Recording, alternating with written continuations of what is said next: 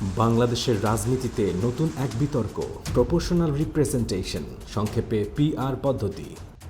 এটা নাকি বহুদলীয় প্রতিনিধিত্বের সুযোগ তৈরি করবে, আবার কারো মতে এটা রাজনৈতিক অস্থিরতার বীজ বপন করবে। অন্তর্বর্তী সরকারের 1 বছর যেতে না যেতেই রাজনৈতিক দলগুলো এখন একেবারে দু মেরুতে ভাগ হয়ে গেছে। আজকের এই ভিডিওতে আমরা জানব পিআর পদ্ধতি আসলে কি, কিভাবে কাজ করে, এর সুবিধা অসুবিধা এবং কেন বিএনপি ও জামায়াত এর পক্ষে ও বিপক্ষে অবস্থান নিয়েছে। প্রথমে আসুন জেনে নিই পিআর পদ্ধতি কি।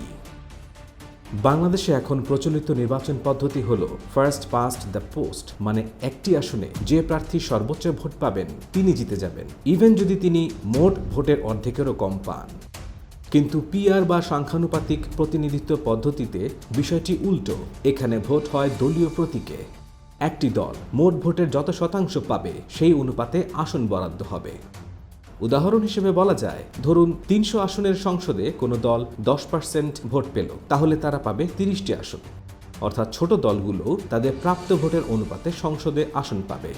এখন অনেকেই জানতে চাইতে পারেন, পিআর পদ্ধতি বিশ্বের অন্য কোন কোন দেশে প্রচলিত আছে। হ্যাঁ, বিশ্বের 91টি দেশে পিআর পদ্ধতি চালু। এই অঞ্চলে নেপাল ও শ্রীলঙ্কা এই পদ্ধতিতে নির্বাচন করে। অনেক দেশে আবার পিআর আর সরাসরি ভোট দুটোর মিশ্রণও দেখা যায়। তবে প্রতিটি দেশের মডেল আলাদা। এক জায়গার পিআর অন্য জায়গায় ঠিক একইভাবে কাজ করে না। এখন প্রশ্ন উঠতে পারে, বাংলাদেশের প্রস্তাবিত কাঠামো কি তবে? সংবিধান সংস্কার কমিশনের প্রস্তাব অনুযায়ী নিচের কক্ষ বা লোয়ার হাউসে থাকবে 400 আসন, এর মধ্যে 100 নারী আসন সরাসরি ভোটে। উপরের কক্ষ বা আপার হাউসে থাকবে 100 আসন, এখানে হবে পিআর পদ্ধতিতে নির্বাচন। সব মিলিয়ে সংসদ হবে 500 সদস্যের। চলুন এবার জেনে নেই পিআর পদ্ধতির সুবিধা কি। বিশেষজ্ঞদের মতে পিআর পদ্ধতির বড় সুবিধা হলো মনোপলি ভাঙা।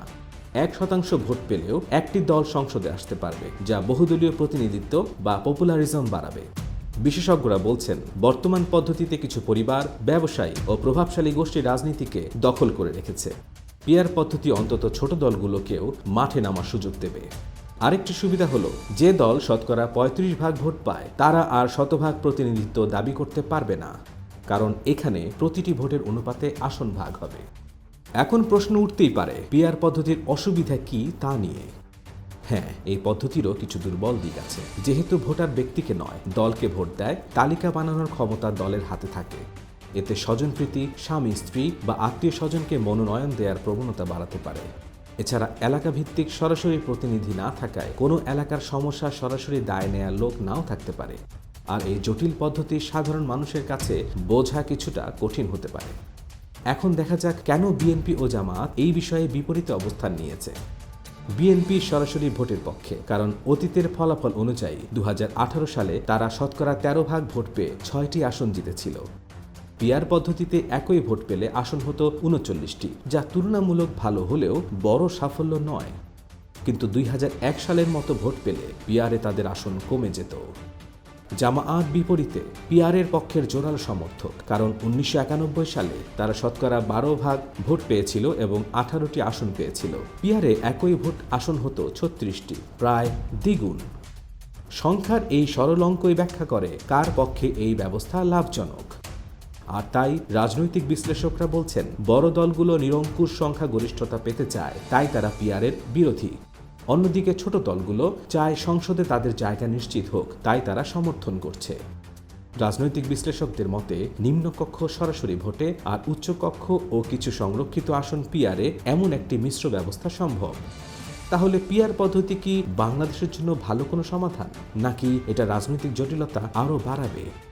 একদিকে একটা বহুদলীয় গণতন্ত্রের পথ খুলতে পারে, অন্যদিকে দলের অভ্যন্তরীণ সংস্কার না হলে এটা কেবল রাজনৈতিক নেতৃত্বের হাতে ক্ষমতার ঘনত্ব বাড়িয়ে দিতে পারে। আপনার কি মনে হয়, পিআর পদ্ধতিতে আসলে কি সবার প্রতিনিধিত্ব নিশ্চিত হবে, নাকি এটি হবে রাজনৈতিক কৌশলের আরেকটি খেলা?